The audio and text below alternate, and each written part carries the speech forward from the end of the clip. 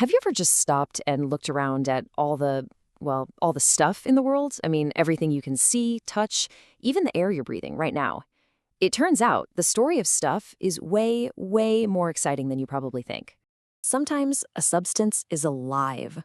It's complex, it moves, it has a purpose. Take this line, for example. It's basically a walking, roaring, incredibly organized collection of matter. Then other times, a substance is built.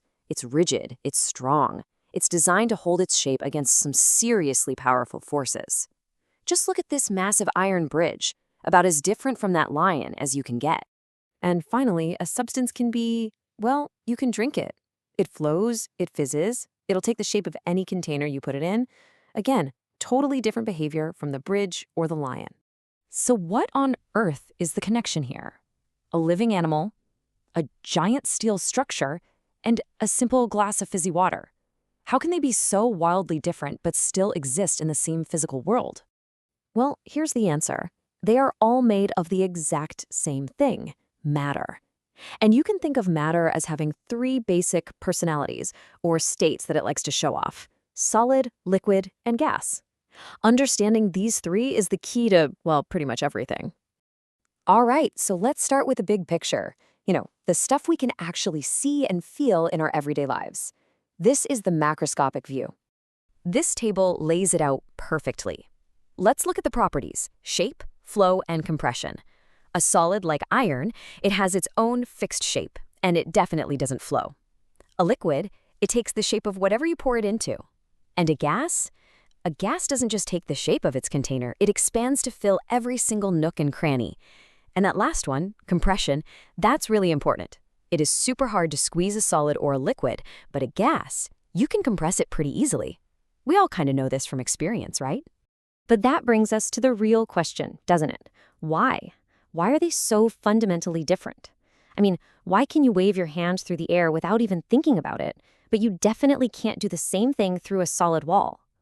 The answer is hiding at a scale that's way too small for us to see.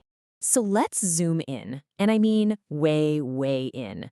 We're about to take a look at the secret dance that every single thing around you is doing right this very second. Now, to understand this dance, you gotta meet the dancers. We call them particles. These are the impossibly tiny building blocks of everything. Think of them like microscopic Legos, how they're arranged and how they move, well, that's the secret to the whole thing. And this diagram, this shows you everything you need to know. It's brilliant. See, in a solid, the particles are packed super tight in this neat, orderly structure. They're basically just vibrating in place. That's why a wall is solid. In a liquid, the particles are still close, but they can slip and slide right past each other. That's why water flows.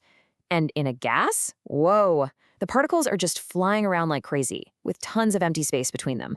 That's why you can walk right through the air. It's all the same stuff, just with a different dance routine.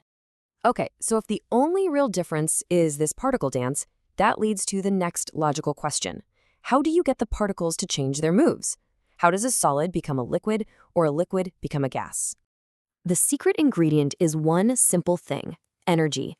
By adding or taking away energy, usually in the form of heat, you can literally force matter to change its state. You make it change its whole personality. And you don't need a lab to see this happen. Nature puts on some of the most spectacular shows of state change you'll ever see. Here you've got this powerful, flowing liquid waterfall. But when winter comes and removes enough of that heat energy, that same water becomes a solid, frozen sculpture. All the particles are still there, they've just locked themselves into place. And for water, this incredible transformation from a flowing liquid to a hard solid happens at a very specific energy level. A temperature we all know, 0 degrees Celsius. That's its freezing point. This diagram shows the whole cycle. You start with a solid, right? You add energy, heat, and those particles start vibrating so much they break free and become a liquid. We call that melting. Add even more energy, and they just fly off completely as a gas. That's evaporation. And then you can just do the whole thing in reverse. Take energy away, and the gas particles clump back together into a liquid, that's condensation.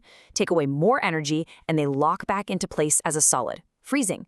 It's all just a story about how much energy you give the particles for their dance. So why does this tiny microscopic dance even matter?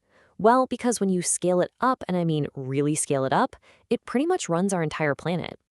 Take a look at this. That simple particle dance we just talked about, that's what creates the Earth's entire water cycle. Energy from the sun heats the ocean, causing evaporation. That's liquid turning into a gas. That water vapor rises up, it cools down, and its particles slow down, condensing back into tiny liquid droplets that form clouds. And when those drops get heavy enough, they fall as rain. The whole cycle starts all over again. So just think about that for a second. The exact same simple rules that explain why an ice cube melts in your drink also explain global weather patterns. It's just one of the most beautiful examples of how a simple, microscopic principle can create massive, planet-wide complexity. Now, the water cycle is all about a substance we can see, right? But our planet's climate, and maybe our entire future, also depends on the behavior of gases we can't see. Gases like carbon dioxide. At the end of the day, it's all just particles dancing to the rhythm of energy. And understanding that dance is probably more important now than it has ever been.